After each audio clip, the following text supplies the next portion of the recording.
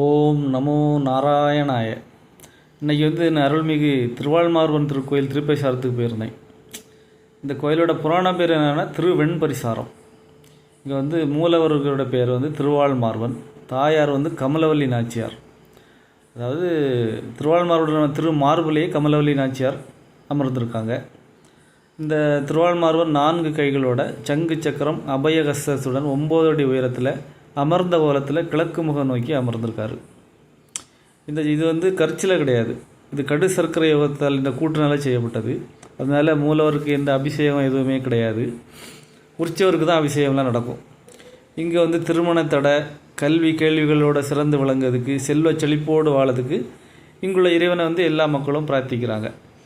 இங்கே திருப்பதிக்கில் நம்ம ஒரு நேர்ச்சை கடன் நிறைஞ்சிருக்கோம். இப்போ அங்கே போக முடியலன்னா அந்த நேர்ச்சியை இந்த திருப்பைசாரத்தில் நம்ம செய்துக்கலாம். திருப்பதிக்கு போகக்கூடிய பலன் இந்த திருப்பைசாரத்துக்கு உண்டு.